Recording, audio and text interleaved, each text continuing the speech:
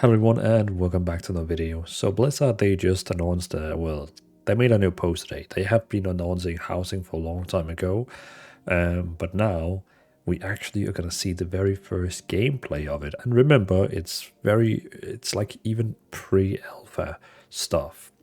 But let's get to it. So Azeroth Beautiful, a look at housing interior design. Welcome home, adventurers. In our previous housing article, we shared a high-level overview of our plans and philosophies. This time around, we're getting concrete and discussing specifics for decoration systems. It allows us to not only show off some of what's possible, but also to answer some of the common questions and concerns we're seeing come up from the community. A couple disclaimers. This article is to only focus on interior decoration systems and only in a single room. There's still plenty to cover beyond the basics of decoration, but that's for another time. We're going to show you a lot of work in progress assets and UIs, as well as using some terms that are not finalized, so please focus more on the functionality and less on the details of just how specific things to look or sound just yet. With that out of the way, let's talk about decoration. Getting down to the basics. Decoration has two primary modes, basic and advanced. You can freely toggle between them at any time while decorating with a key press. Basic mode allows you to quickly place or remove objects and move them around while keeping their movement somehow constrained to making putting something together quick and easy. It has a number of rules in place to help with this. Decor can be moved around.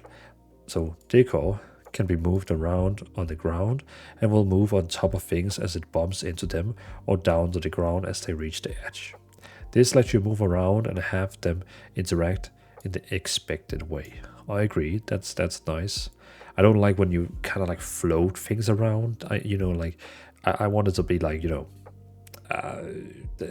that it automatically clips to the surface. Decor can be rotated around its up axis, with rotation snapping to 50 degrees in increments, so objects don't accidentally unalign with other objects as you rotate them. And then they have a video of it. Basic movement objects. Okay, so let's see that. So they're spinning around the table, they're moving it around. Yeah, very straightforward. Also what I would have basically expected. So we can see we have some kind of like interface down here. In the top, we can see that there's like this setting icon here, whatever this is, the housing edit, and so on. So already now, the interface actually looks pretty cool for this. Like, hats off, this looks pretty wild. Decor has collisions with other pieces of decor as well as the floor. Wall and ceilings and players are unable to move decor through other things. No losing things in the walls. Decor will align to the floor or wall or ceiling depending on what sort of decor it is. Example, a rock will align with the floor while painting will align with the wall. If you move it around the corner, it will continue to align probably. This also means decor will snap to the ground if you move it off something. Yeah. Then we can see here that the window can be moved on the wall, the wall. But on the floor, it's not gonna clip it like in the right order. Okay, very nice. Basic snap placement of surface. Certain types of small decoration will parent to certain type of larger decor when played on top of them. This means when you move larger decor, the small decor moves along with it. This allows you to, for example, place books on bookshelves and then move the whole shelf instead of having to move everything individually. So, so he picks up the food. Okay, so he puts the stuff on it and then he moves the table. Very nice. I like how things are like clipping together, because I see what they're saying. Like, in other games, if you move the table now, then all the items will just be floating in the air, which is annoying. So this is nice. This is really making housing like, and that's also what it needs. It needs to really have this easy mode where for all of us. I'm not gonna be the biggest guy into the housing. I'm gonna try it, and I'm gonna build a cozy house, but I'm not gonna be like using 100 hours in it like some other people probably is gonna do.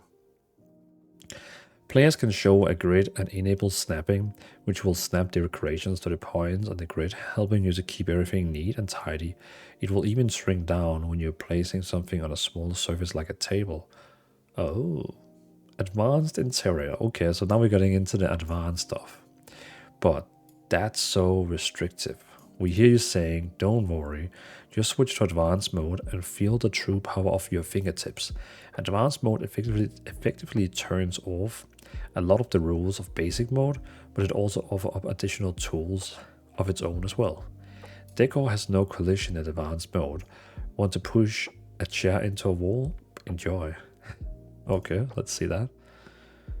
So now they click on advanced mode. So now when they, okay, so now you get the typical one with the arrows where you can move it that way.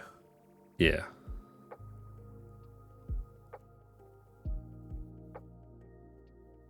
Yeah. Okay, yeah, so basically it allows, you can actually technically make a lot of like tables you can jump on, make it like a jump puzzle and stuff like that. I see. That probably reminds more of like what they use also for like developing the game, if you know what I mean. This is probably how to design the worlds for placing stuff.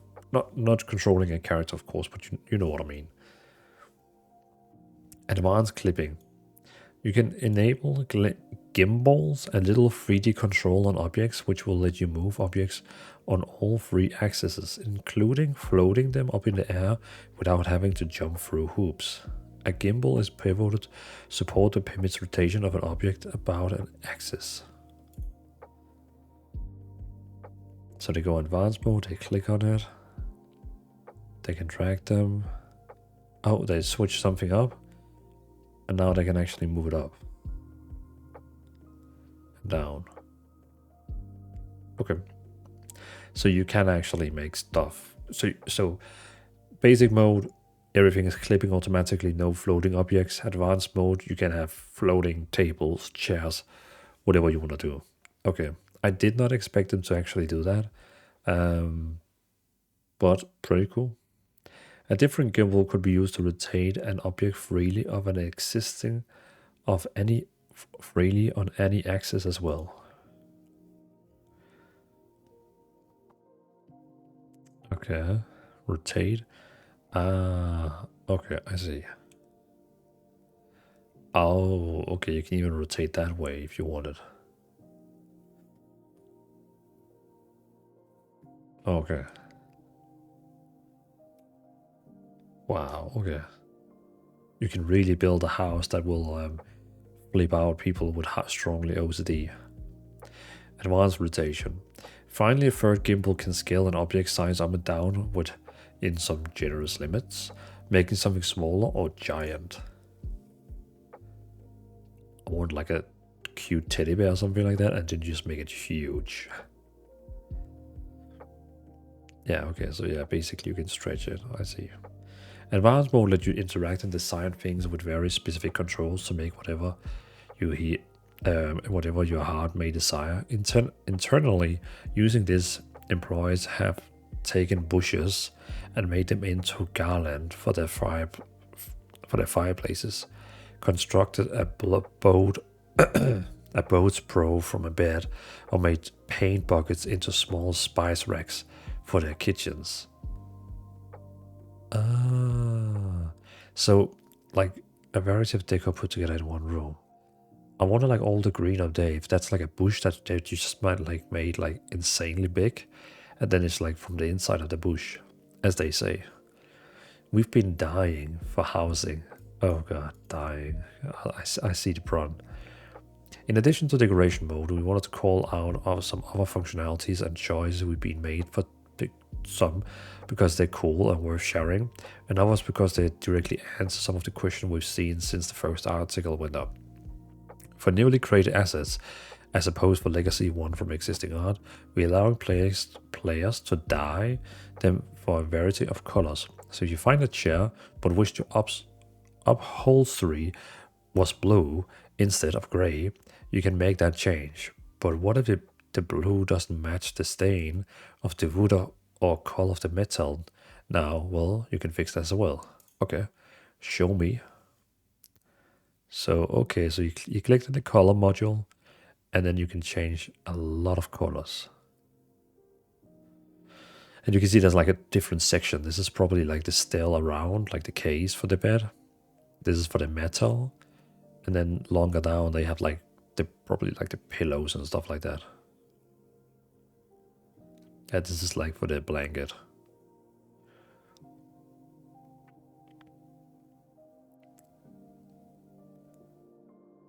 Very nice. I wonder if they're gonna give us just like all the colors from day one, or if you have to like, you know, unlock like go to Siege of Orgrimmar, kill the last boss to get green color, go to this, go to the... Because I heard some people say that there was some rumors or something like that you have to like do all content to unlock colors and the interior and stuff like that. I think it was maybe in the last article they wrote or something. I can't remember. But I wouldn't have a problem with that if we had to like go back and do all content to like unlock colors or housing stuff. But that's not all. It's not just decorations you use to customize your space, but the wallpaper, ceiling, and flooring as well. You can mix and match these, elicit various cultures and vibes, or just make up your own. You can take things a step further to use partition objects to build walls where none were before, letting you make rooms with arbitrary interiors. Wait, what? So we can even like choose where the wall should be? That's pretty cool. House layout from above. So we are basically getting Sims 4 inside World of Warcraft. Speaking of mixing and matching, we saw a lot of questions around what would be allowed in terms of decor. Inside your home, you can decorate however you want. So if you want blood-out wallpaper with a stone roof and wooden floor, go for it. It's very nice. I'm actually getting excited for like decorating my house. Even though I play Horde, I'm gonna make it like a Stormwind theme. I really like the Stormwind theme. A larger multi-purpose room with more items and decor. Yes, that's gonna be nice. Before we go outside, oh god. While we are not really talking about exteriors in this article, it's worth mentioning that the outside size of your house has no bearing on how big the interior is. If you want a huge mansion outside with just one room inside, or tiny shack on the outside but a dozen rooms inside, you do you. We'll share more info of the exteriors for your home later though. There's so much more to discuss with decorations. Where do we get stuff? How do I show off my collection of transmog pits and mounts? How do profession fits in? And more. Never mind. Neighborhoods, and we can't wait to share more. Please keep sending us your feedback and we'll keep building. But in the meantime, here's another screenshot a team member made mixing some various styles. Very nice. A bedroom with a little extra bling and plenty of books. Oh yeah, I didn't even notice the books. That's actually pretty cool. We look forward to sharing more with you as we continue to give you more insight in the new housing system. Honestly, this looks cool. This looks cool. Again, it's not gonna be my main object of the game, but hands down, it looks cool. I really hope you can also add like in mounts, pets, transmorgs, you know, so we can really show off stuff. And like if you're a person with, if you're playing with a lot of friends, or if you're a streamer who streams, it's so nice that you go to your house and invite viewers over. Like it's gonna be so fun. Like I can imagine, I can see all the different scenarios that can happen. So very nice. So yeah, thanks for watching. I appreciate you all for being here. And let me know in the comments, what do you think about this? Is this gonna be something for you? Or is it gonna be a very big no from you? Or you're gonna give it a chance at least? I'll definitely give it a chance. It's not gonna be my #1 thing I'm excited for about the next expansion, Midnight. But it's definitely like one of the like small cool things that I'm excited for. But yeah, thanks for watching, have a great day, and I'll see you in another video. Peace out.